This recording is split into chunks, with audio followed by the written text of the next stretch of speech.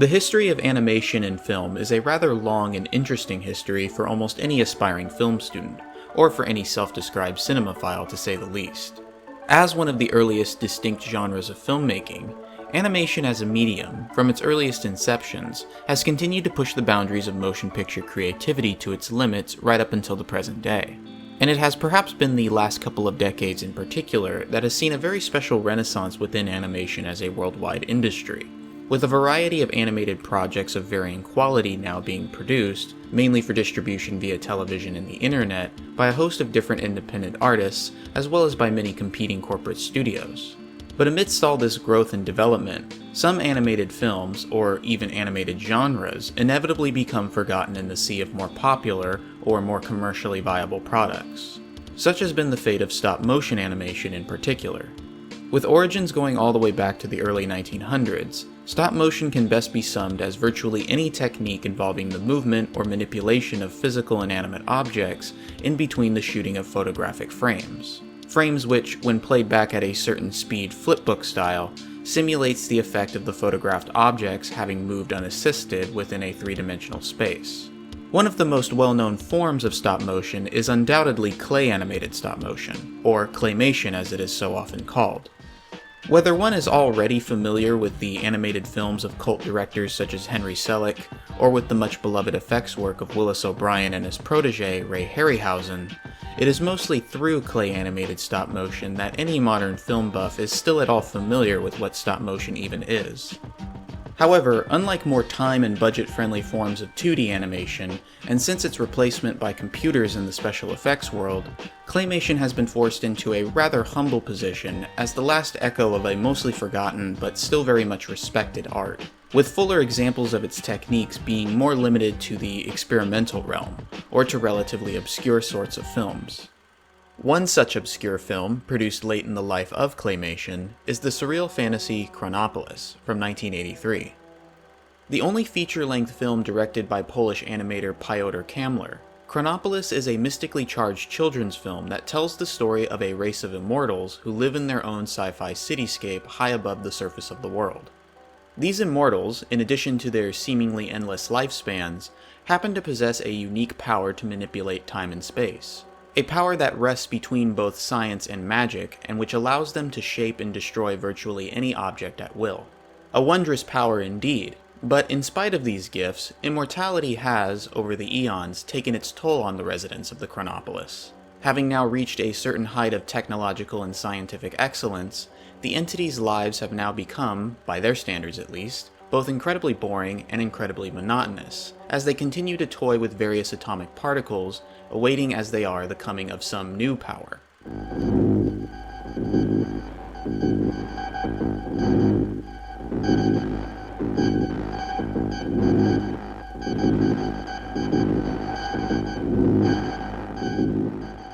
One day, as the immortals busy themselves with their researches, one of their own sentient atomic orbs travels outside the walls of the city, and subsequently encounters a mortal human being, who has become stranded in the technological wilderness. Very quickly, these two very different characters form a special bond with one another, a bond quite unlike the attitude of dominance or indifference usually expressed by the immortals themselves, and which instead seems based on feelings of love and mutual entertainment.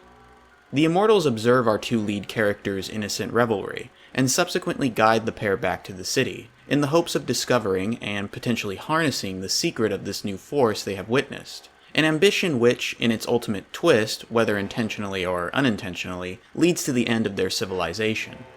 Chronopolis, that is the movie, won a couple of awards for itself upon release, including the award for Best Children's Film at the 1982 Fanta Festival in Rome. The original theatrical cut of the movie, clocking in at over 60 minutes, included a voiceover narration provided by French-English actor Michael Lonsdale. But in 1988, Kamler himself released a shortened director's cut, without any spoken dialogue. Instead, this 52-minute version featured only the original soundtrack of the film, which had been provided by experimental musician and musique concrete pioneer Luc Ferrari. While the version narrated by Lonsdale has become something of lost media, Kamler's later cut has fortunately been archived several times across various video sharing websites, allowing pretty much anyone to now view Kamler's work as he originally intended, as an abstract and largely silent stop-motion piece.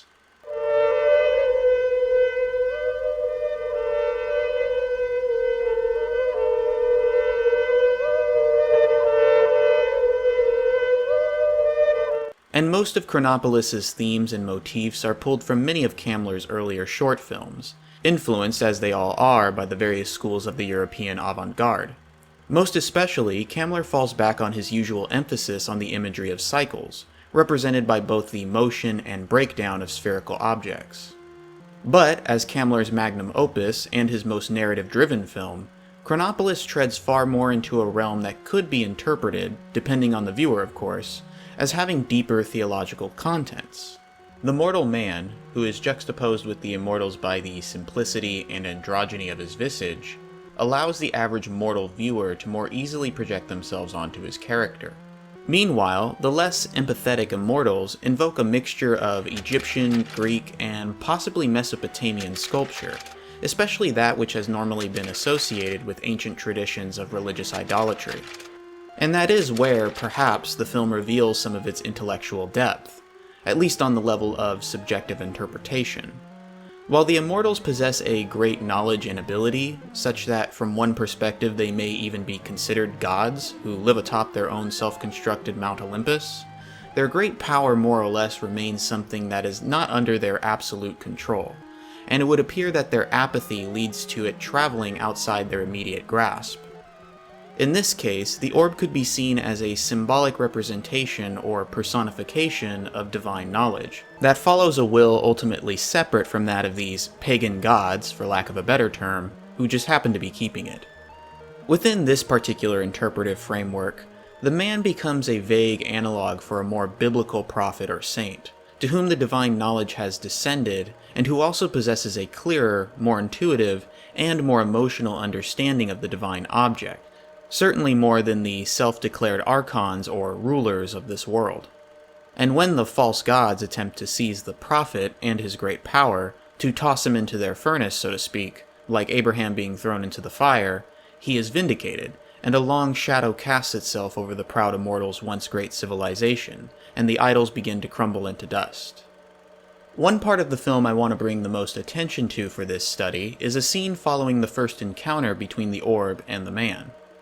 Earlier in the story, we witness the immortals surgically open up the orb and place inside of it what looks to be a small mechanical device used to control it. Later, we see the mortal character remove this same object, an act of seemingly aggressive purification, which is followed by a gesture of compassion that goes against the sensuous yet mechanized invasion seen from the immortals, and which seems to gift the man with an incredible vision of past, present, and future events.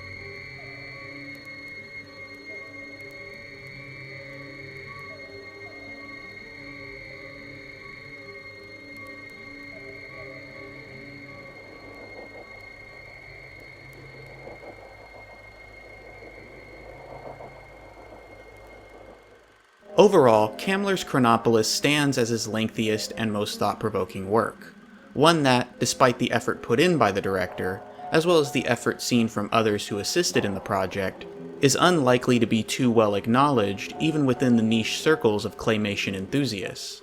But hopefully, thanks to the internet, it may yet develop a bit more of a cult following among the fans of more experimental films. fans who might continue to muse and debate over its intended and unintended meanings.